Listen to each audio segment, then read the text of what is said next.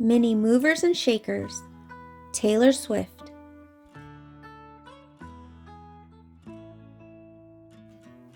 By Mary Nim.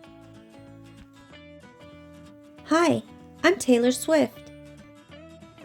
I have a tale to tell you, a tale of melodies and challenges I faced along the way to making my dreams come true.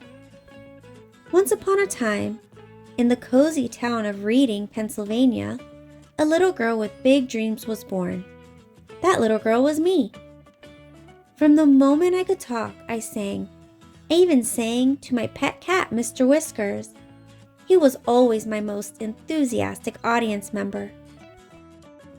As a young girl, making friends didn't come easily to me. One time, I invited several girls from my middle school to go shopping, but they all said no. So I decided to go with my mom. But then, we saw the whole group of friends there.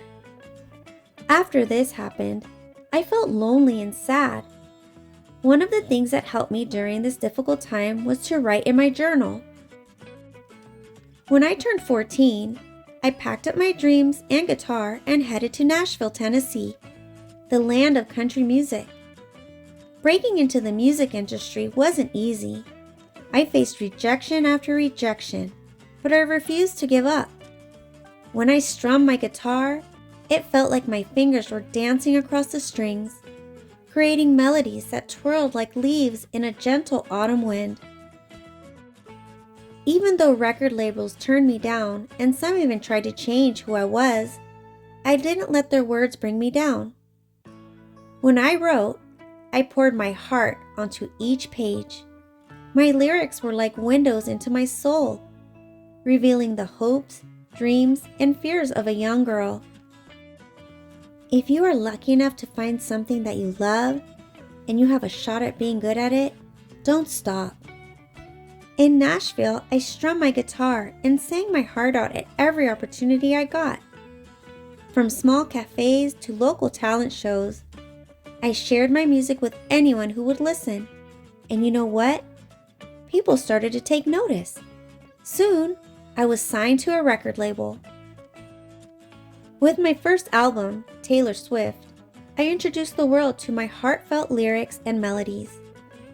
People started to resonate with the stories I told through my songwriting. I was so thankful when I was awarded a few Grammy Awards. But even as my songs rose up the charts, new challenges emerged.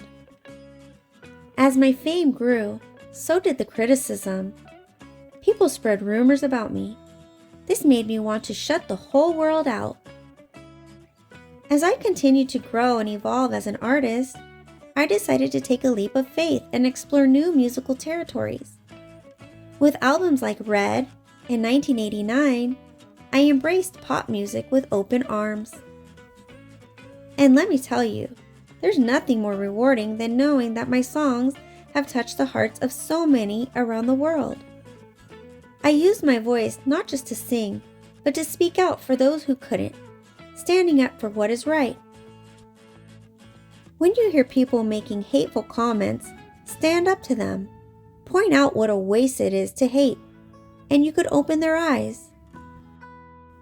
Over time, I grew as a businesswoman. I prompted awareness of intellectual property for musicians, reshaped ticketing models, and regularly used Easter egg and cryptic teasers as a common practice in contemporary pop music. Despite the challenges and setbacks, I never lost sight of who I was. I used my music as a tool to speak out against injustice, to empower others to embrace their uniqueness, and to spread love and kindness wherever I went.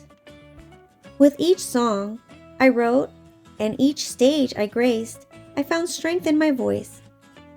I stayed true to myself and never forgot where I came from, always remembering the love and support of my family and fans. Today, as I look back on my journey, I see that every challenge I faced was a stepping stone to success. No matter what happens in life, be good to people. Being good to people is a wonderful legacy to leave behind.